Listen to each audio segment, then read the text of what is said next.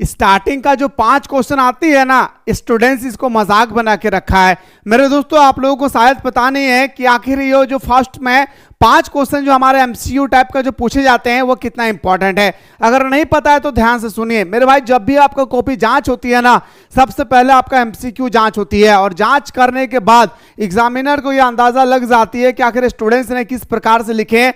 सिर्फ वो 5 क्वेश्चन को देख कर मेरे भाई वो टीचर जो है ना वो अंदाजा लगा लेते हैं कि आखिर स्टूडेंट्स ने कितना सही और कितना गलत लिखे। माना कि अपने 5 क्वेश्चन गलत किए और बाकी सारा सही किए, लेकिन दोस्तों एग्जामिनर जो होती है ना, इसका कोई इससे फर्क नहीं पड़ता है। मैंने अपने आंखों से देखा है दोस्तों। कंबाइंड बिल्डिंग कहां पे, तो बताएंगे सर हमारा धनबाद के कंबाइंड बिल्डिंग में class 10th 11th and class 12 का जो कॉपी चेक होती थी, तो मैंने मेरे दोस्तों मैंने 2-3 दिन तक वहां पे कंटिन्यू गया और मैंने यही देखा दोस्तों आप लोगों के लिए, इसलिए मैं बता रहा हूं भाई। इसलिए मेरे भाई मैं आप लोगों के सामने जो एमसीक्यू लेकर आया हूं ना, ये मैंने आप लोगों का मेजर पेपर 2 के लिए 3 आप लोगों का कैटेगरी का क्वेश्चन लेकर आया हूं। सबसे पहले ऑल सिलेबस का मेरे भाई, मैं सबसे पहले ऑल सिलेबस का वन लाइनर क्वेश्चन लेकर आया हूं। उसके बाद आप लोगों का मैं एमसीक्यू बताऊंगा। उसके बाद मैं आप लोगों को पीवाईक्यू इससे रिलेटेड बताऊंगा, अलग अलग यूनिवर्सिटी में इस टॉपिक से कैसे क्वेश्चन पूछे गए थे, सारा क्वेश्चन करवा दूंगा। तो मुझे नहीं लगता है मेरे भाई कि इससे बाहर आपके एग्जाम में पूछ ले जाए। दूसरी बात यह है मेरे भाई कि आप में से कोई स्टूडेंट चाहते हैं कि सर मुझे इसका लेक्चर नंबर 2 और लेक्चर नंबर 3 भी देखना है, तो सारे स्टूडेंट दबा करके कमेंट सेक्शन में कमेंट करें, मैं आप लोगों को बताने की कोशिश करूंगा। तो आइए सर बिना देर के हम लोग सबसे पहले मेरे भाई पहला क्वेश्चन आपके स्क्रीन पे है और जैसे कहा गया दोस्तों वैसा ही हम लोगों को ध्यान से सुनना है। कहा गया मेरे भाई क्या कि मेसोपोटामिया सभ्यता, याद रखिए दोस्तों मेसोपोटामिया सभ्यता जो है इसके बारे में हम लोगों को स्टडी करना है। क्या कहा गया मेसोपोटामिया सभ्यता के बारे में, तो आइए सर जानते हैं। पहला क्वेश्चन है सर कि मेसोपोटामिया सभ्यता का उदय कब हुआ था, तो बताएंगे सर मेसोपोटामिया की जो सभ्यता है ये हमारा 3500 ईसा पूर्व में इसका उदय हुई थी। अगर आपसे पूछा जाएगा कि मेसोपोटामिया शब्द किसे का अर्थ होता है, तो बताएंगे सर मेसोपोटामिया 2 शब्दों से मिलकर बना है, मेसो प्लस पोटोमस। मेसो का अर्थ होता है बीच, पोटोमस का अर्थ होता है नदी, यानी 2 नदी के बीच के भाग को मेसोपोटामिया कहा जाता है। मेसोपोटामिया अगर आपसे पूछा जाएगा मेरे भाई किस नदी के किनारे स्थित है, तो बताएंगे सर हमारा दजला और फरात। दजला और फरात नदी किस खाड़े में गिरती है, तो बताएंगे सर फारस की खाड़े में गिरती है। इतना सारा क्वेश्चन मेरे लाडला याद रखिएगा भाई, ठीक है। अगला क्वेश्चन है सर कि मेसोपोटामिया की सबसे पुरानी नगरी कौन सी थी, तो मेसोपोटामिया की सबसे पुरानी नगरी की अगर बात करें तो वो होगा हमारा क्या भाई उरुक। क्या हो जाएगा मेरे शेर सरनियों, उरुक होगा। अगला क्वेश्चन पे आते हैं सर, क्वेश्चन नंबर जो हमारा 3 है, क्वेश्चन नंबर आपसे 3 पूछा गया क्या, गौर से दिखिएगा कि हम्मुराबी कौन था भाई, हम्मुराबी कौन था। और ये 15 मार्क्स का आपके पेपर में क्वेश्चन छपेगा। मैंने इससे पहले सारा इंपॉर्टेंट क्वेश्चन दिखाया था कैसे पूछा जाएगा। जो भी स्टूडेंट्स नहीं देखे प्लेलिस्ट में जाकर के देख लेंगे फटाफट। तो हम्मुराबी बेबीलोन का एक राजा था भाई, याद रखिएगा बेबीलोन का एक राजा कौन था, हम्मुराबी। अगला है सर क्वेश्चन नंबर 4 में कि हम्मुराबी की संहिता किस विषय से संबंधित थे, तो कानूनों का संग्रह, यानी मेरे दोस्तों कलेक्शन ऑफ लॉ। किसका, तो बताएंगे सर हम्मुराबी का संहिता। अगला क्वेश्चन पे दौड़ते हैं सर।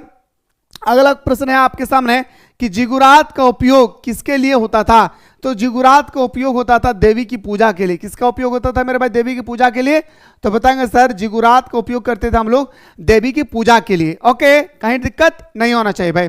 अगला पूछा गया था सर क्वेश्चन नंबर 6 है कि मेसोपोटामिया की प्रमुख फसल कौन सी थी, बहुत इंपॉर्टेंट है भाई।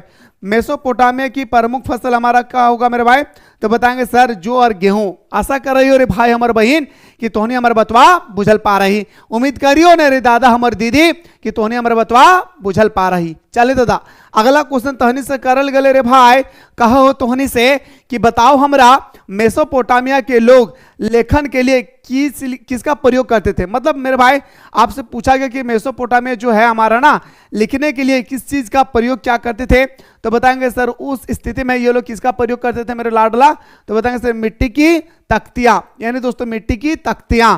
तो मेरे दोस्तों ये कैसे लिखते थे, तो कच्चे मिट्टी से जैसे घड़ा बनाए, तो घड़ा में अगर कुछ कढ़ाई करना है तो वो दोस्तों बनाते समय दोस्तों वो क्या कर लेते थे, कुछ कढ़ाई कर लेते थे, ठीक है। अगला क्वेश्चन पे आते हैं सर क्वेश्चन नंबर 8, मेसोपोटामिया की लिपि क्या थी, तो बताएंगे सर मेसोपोटामिया के जो हमारा लिपि है वो हमारा क्या है भाई, किलाक्षर लिपि। क्या है मेरे शेर सरनियों, मेसोपोटामिया के लिपि हमारा किलाक्षर लिपि है, ठीक है। आइए सर क्वेश्चन नंबर नेक्स्ट पे बात करते हैं सर अगला क्वेश्चन नंबर 9 आपसे पूछा गया क्या, बताइएगा सर। क्वेश्चन नंबर 9 आपसे पूछा गया कि मेसोपोटामिया की सभ्यता किस देश में पाई गई है। तो मेसोपोटामिया की जो सभ्यता है वो हमारे इराक में पाया गया है, कभी भूल से भी नहीं बोलिएगा ईरान, ठीक है। और अगर आपसे पूछा जाएगा कि हमारा जो इराक है यहीं पे हमारा मेसोपोटामिया है, तो जाहिर सी बात है सर कि जो हमारा दजला और फरात नदी है ना, जो फारस के खाड़ी में गिरती है, वो भी हमारा इराक में ही होगा। इस चीज को भी ख्याल रखिएगा भाई, भूलिएगा नहीं ना। अगला क्वेश्चन नंबर 10, क्वेश्चन नंबर 10 है सर, सुमेर किसके लिए प्रसिद्ध है भाई। आपसे पूछा गया कि सुमेर जो है वो किसके लिए प्रसिद्ध है। तो सुमेर नगर राजाओं के विकास के लिए प्रसिद्ध है। किसके लिए मेरे भाई, नगर राजाओं के विकास के लिए प्रसिद्ध है। यानी सर हमारा ऑप्शन नंबर क्या हो जाएगा मेरे लाडला, ऑप्शन नंबर हमारा बिल्कुल सही हो जाएगा, नगर राजाओं के विकास के लिए। जैसे अगला क्वेश्चन आप लोगों से पूछा गया था, बताइए सर मिस्र सभ्यता का विकास किस नदी के किनारे हुआ था। जैसे दोस्तों हड़प्पा सभ्यता का विकास सिंधु नदी के किनारे हुआ था। इसी तरह से अगर हम बात करें मेसोपोटामिया की सभ्यता का जो विकास हुई थी वो दजला और फरात नदी पर हुई थी। ठीक इसी तरह से आपसे पूछा गया है कि बताए मिस्र की सभ्यता का विकास किस नदी पर हुआ है, नील नदी पर। याद रखिएगा मेरे भाई, कौन सा नदी पर, नील नदी पर, जो दुनिया का सबसे बड़ा नदी है मेरे भाई, क्या, नील नदी, जो मिस्र में बहती है भाई। ठीक है, चलिए अगला प्रश्न पूछा गया था सर, मिस्र के लोग मृत्यु के बाद शरीर को सुरक्षित रखने के लिए क्या करते थे, मम्मी बनाते थे भाई, मम्मी बनाते थे। और ये मम्मी क्या है भाई, मैंने क्लास में जब चैप्टर का एक्सप्लेनेशन कर रहे थे तो मेरे दोस्तों मैंने बहुत सुंदर तरीके से आप लोगों को बताया था कि मम्मी है क्या भाई। ठीक है, मैंने मरे हुए लाश को ना वो लोग सुरक्षित रखते थे, किससे, तो बताएंगे सर मम्मी से। ठीक है, आइए सर अगला क्वेश्चन बात है सर, क्वेश्चन नंबर हमारा 13 की अगर हम लोग बात करें, क्वेश्चन नंबर 13 है सर कि मिस्र की लिपि को क्या कहते हैं, तो बताएंगे सर चित्रलिपि। ठीक है, अगर आप चित्रलिपि नहीं लिख पाएंगे तो आपको लिखना होगा हाइरोग्लिफिक चित्रलिपि। यानी सर याद रखिएगा ये क्वेश्चन बहुत इंपॉर्टेंट है भाई। मिस्र का प्रसिद्ध पिरामिड कहाँ स्थित है, गीजा में। सबसे पहले तो आप लोग ये जानिए कि पिरामिड कहाँ स्थित है, तो बताएंगे सर मिस्र में। कहाँ पे, मुस्कुरा कर बोलिए मेरे लाडला, मिस्र का कहाँ पे, तो बताएंगे सर हमारा मिस्र में प्रसिद्ध है मेरे भाई, क्या, तो हमारा पिरामिड। लेकिन कहां पे, मिस्र में, गीजा में। कहां पे मेरे भाई, गीजा में। ठीक है, अगला है सर कि पिरामिड किसके मकबरे थे। जो हमारा पिरामिड है भाई, ये जो हमारा पिरामिड बना हुआ है ना, ये पिरामिड जो है वो किसके मकबरे थे। मकबरा का मतलब होता है कब्र। किसका कब्र था, तो बताएंगे सर फराओं का, यानी राजाओं का कब्र था। किसका मेरे भाई, राजाओं का क्या था मेरे लाडला, याद रखेगा हमारा कब्र थे। मिस्र के सूर्य देवता कौन था, यह आपसे पूछा गया कि बताइए सर मिस्र के सूर्य देवता कौन था, रा, ओनली रा, कुछ नहीं करना है भाई, ओनली रा। याद रखिएगा जो हमारे मिस्र थे उनकी अगर बात करें सूर्य देवता का तो बताएंगे सर रा। जैसे अगला क्वेश्चन 17 है, क्वेश्चन नंबर 17 पूछा गया है कि मिस्र वासियों ने किस गणितीय विधा की खोज की थी, ज्योतिमी, ज्यामिति का, याद रखें, जिससे हम लोग कंपास, जैसे स्केल, इसकी खोज हुआ था कहां पे, तो बताएंगे सर मिस्र की सभ्यता में। ठीक है, जैसे अगला क्वेश्चन है सर, मिस्र सभ्यता की राजधानी कहां थी, तो बताएंगे सर मिस्र सभ्यता की राजधानी अगर हम बात करें मेम्फिस। क्या मेरे भाई, मेम्फिस। ये तो मैं आप लोगों को लेक्चर नंबर 1 दे रहा हूं, लेक्चर 2 भी देखना चाहते हैं, लेक्चर 3 भी देखना चाहते हैं तो सारा स्टूडेंट्स दबा करके कॉमेंट सेक्शन में कॉमेंट करना ना भूले भाई। ठीक है, आइए सर अगला क्वेश्चन आपसे पूछा जाएगा। अगला क्वेश्चन देखिए मेरे भाई, क्या पूछा गया है कि मिस्र में खेती के लिए कौन सी नदी महत्वपूर्ण थी। तो जाहिर सी बात है मिस्र में जो नील नदी बहता है वही उनके लिए महत्वपूर्ण होगी। मेसोपोटामिया के लिए क्या होगा भाई, दजला और फरात नदी होगा। सिंपल सा बात है भाई। हड़प्पा में क्या होगा सर, रावी नदी और हमारा सिंधु नदी होगा। ठीक है, मिस्र की सभ्यता किस महाद्वीप में स्थित है, तो वह विकसित हुई थी, तो बताएंगे सर हमारा अफ्रीका। याद रखें मेरे दोस्तों, अफ्रीका एक ऐसी महादेश है या महाद्वीप है या कॉन्टिनेंट है जिसमें सबसे ज्यादा एड्स फैलता है। जो हम लोग 1 दिसंबर को एड्स दिवस मनाते हैं, सबसे ज्यादा एड्स फैलता है कहां पे मेरे भाई, तो बताएंगे सर अफ्रीका में। मेरे दोस्तों एक क्वेश्चन का आंसर बताइएगा कि भारत में सबसे पहले किस राज्य में एड्स फैला था, कमेंट में बताइएगा। रेलवे में पूछा गया क्वेश्चन है भाई। ठीक है, आइए सर अगला क्वेश्चन बात करते हैं मेरे भाई। अगला प्रश्न है कि सिंधु घाटी सभ्यता। देखिए दोस्तों, सिंधु घाटी सभ्यता से एक प्रश्न आएगी, मैं तो ज्यादा नहीं कह सकता हूं, ऑब्जेक्टिव की बात कर रहा हूं भाई, ठीक है, ऑब्जेक्टिव की। बाकी देखिए ये 5 मार्क्स वाला में क्वेश्चन आएगा और 15 मार्क्स वाला में 2 क्वेश्चन आएंगे भाई। और क्या आएगा, मैंने पिछला वीडियो में बड़ी शानदार तरीके से सारा इंपॉर्टेंट क्वेश्चन को एकदम नींबू की रस की तरह निचोड़ करके मेरे दोस्तों बताया था। जो भी स्टूडेंट्स नहीं देखे हैं, प्लेलिस्ट में जाकर के आप अच्छी तरह से देख सकते हैं। जैसे हड़प्पा सभ्यता का विकास का बारे में वर्णन करें, हड़प्पा सभ्यता का पतन कैसे हो गया, हड़प्पा सभ्यता की विशेषताओं के बारे में उल्लेख करें, हड़प्पा सभ्यता का नगर नियोजन के बारे में व्याख्या करें।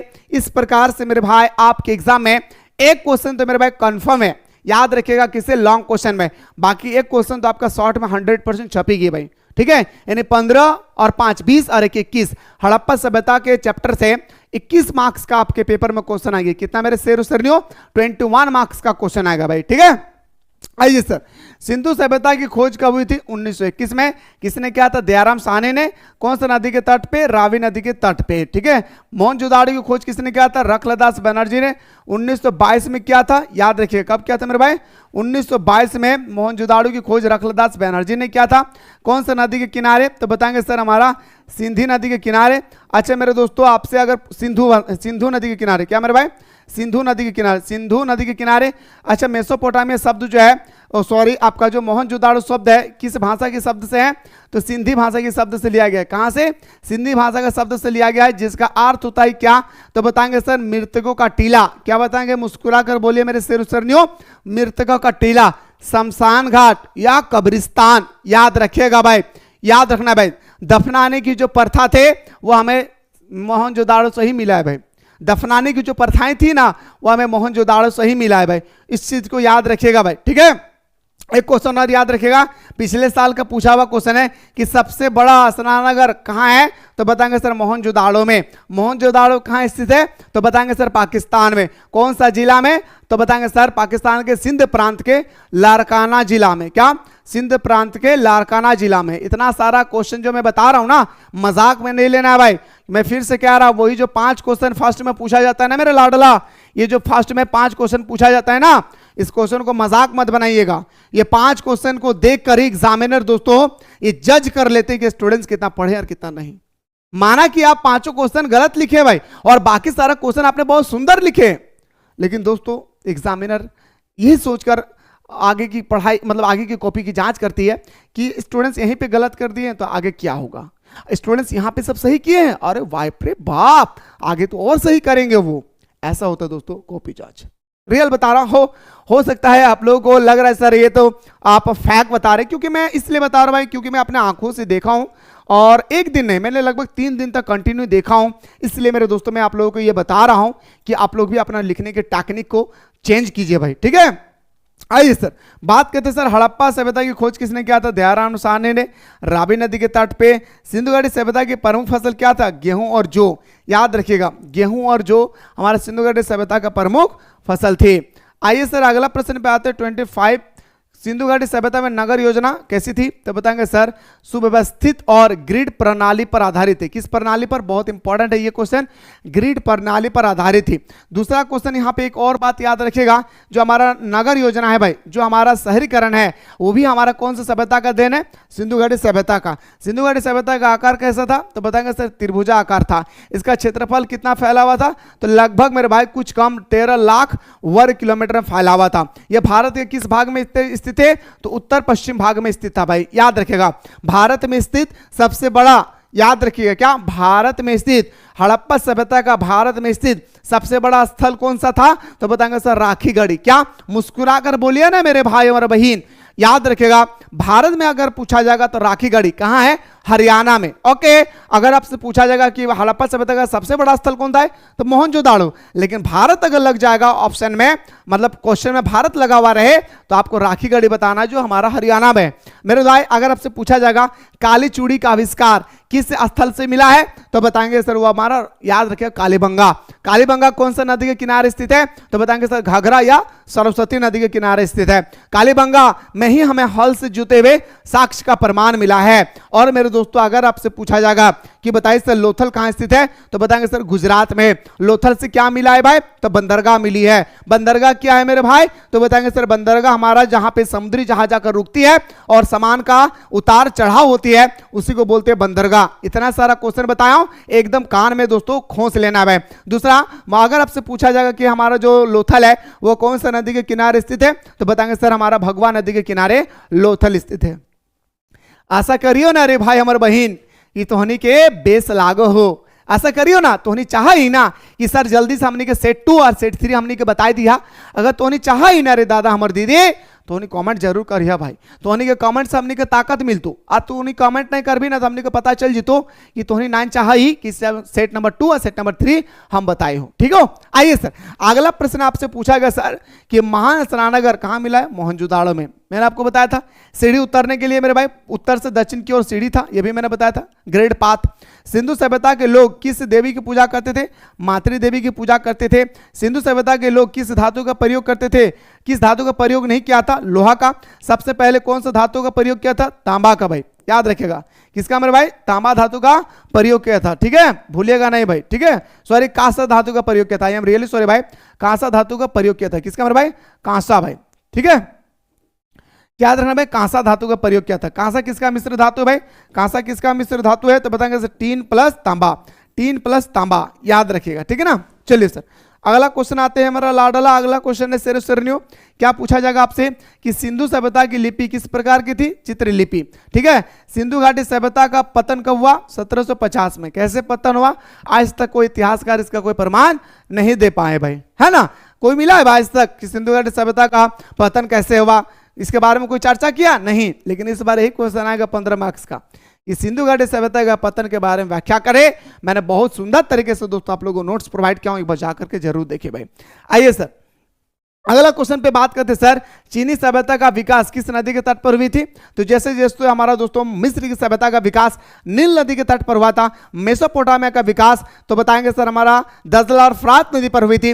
हड़प्पा सभ्यता का विकास हमारा कौन सा, तो सिंधु नदी के किनारे रावी नदी के तट पर हुई थी। इसी प्रकार से हमारा चीनी सभ्यता का विकास जो होती है वो हांगो नदी, जिसे आज हम लोग पीली नदी के नाम से भी जानते हैं। क्या मेरे भाई, जिसे आज हम लोग पीली नदी के नाम से भी जानते हैं भाई। ठीक है, चीनी सभ्यता की सबसे प्राचीन लिपि कौन सी थी, तो बताएंगे सर चीनी सभ्यता की सबसे प्राचीन लिपि चित्रलिपि थी भाई। क्या, चित्रलिपि भाई। ठीक है, चलिए सर कन्फ्यूशियस क्या था भाई, कौन था, तो चीन का महान दार्शनिक थे भाई। कौन था, कन्फ्यूशियस कौन था भाई, तो बताएंगे सर चीन का महान दार्शनिक थे भाई। ठीक है ना।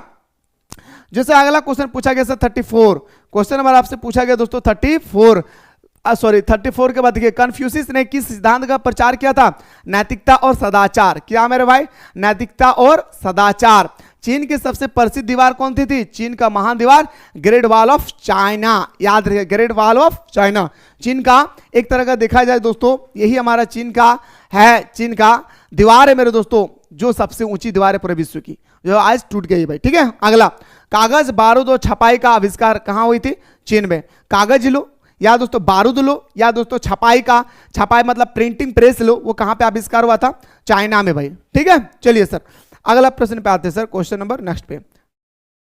हाँ अगला, अगर लेक्चर देखना चाहते हैं तो कमेंट सेक्शन में बताइएगा जरूर। ठीक है ना। और हाँ अभी तक जितना कुछ मैंने बताया, अगर आप लोगों को चाहिए कि सर मुझे इसका नोट्स चाहिए, ठीक है, तो आप लोग प्ले स्टोर में जाइएगा, मिसाइल क्लासेस के आपको डाउनलोड कर लीजिएगा। डाउनलोड करने के बाद सेमेस्टर 2 के फोल्डर में जा करके आप देखेंगे बीबीएम के यूनिवर्सिटी का, आपको जहां पे बीबीएम के दिखेंगे वहां पे क्लिक कीजिएगा तो मेरे दोस्तों ये पूरा का पूरा पीडीएफ आपके पास आ जाएगी। ठीक है, तो जा करके एक बार प्ले स्टोर से मिसाइल क्लासेस के आपको जरूर डाउनलोड कर ले। और मेरे दोस्तों फाइनली आपके पास डाउनलोड करने के बाद आप जाकर के सारा नोट्स को देख सकते हैं भाई। ठीक है, जैसे अगला क्वेश्चन पूछा गया भाई, क्वेश्चन नंबर नेक्स्ट है कि चीनी सभ्यता का मुख्य धर्म कौन सा था, तो बताएंगे सर हमारा ताओवाद, या तो हम बोल सकते हैं सर कन्फ्यूशियसवाद। ठीक है, चीन के पहले सम्राट कौन थे, किन साउंग, याद रखें किन सी हुआंग। रेशम मार्ग किस देश से जुड़ा हुआ है, तो चीन के साथ जुड़ा हुआ है। अगला है सर कि चीनी सभ्यता की प्रमुख फसल कौन सी थी, चावल। चीन की सभ्यता की प्रमुख फसल अगर हम बात करें तो मेरे दोस्तों हमारा क्या हो जाएगा सर, चावल। ठीक है, आइए सर अभी हम लोग अगला क्वेश्चन बढ़ते हैं। सर अगला क्वेश्चन जाने से पहले आप लोगों को मैं चाहता हूं दोस्तों कि ये 40 क्वेश्चन एक बार अपने दिल के दरवाजे पे बंद कर लीजिए। अगला जब हमारा क्वेश्चन आंसर होगी दोस्तों वो पूरा का पूरा एमसीक्यू टाइप का होगा, जहां पे धुआं तरीके से दोस्तों मैं आप लोगों को बताने की पूरी कोशिश करूंगा भाई, ठीक है। तो अगर आप लोग चाहते हैं कि सर हम लोगों को चाहिए बेहतरीन तरीके से सर लेक्चर 2 भी, तो एक बार आप लोग फटाफट सारे स्टूडेंट्स मिलकर कमेंट सेक्शन में कमेंट कीजिए। मैं बेहतर तरीके से दोस्तों लेक्चर 2 एंड लेक्चर 3 भी आप लोगों को बताने की पूरी कोशिश करूंगा। फिलहाल बात करता हूं दोस्तों नेक्स्ट वीडियो में, तब तक आप लोग स्वस्थ रहे, मस्त रहे, पढ़ाई में व्यस्त रहे।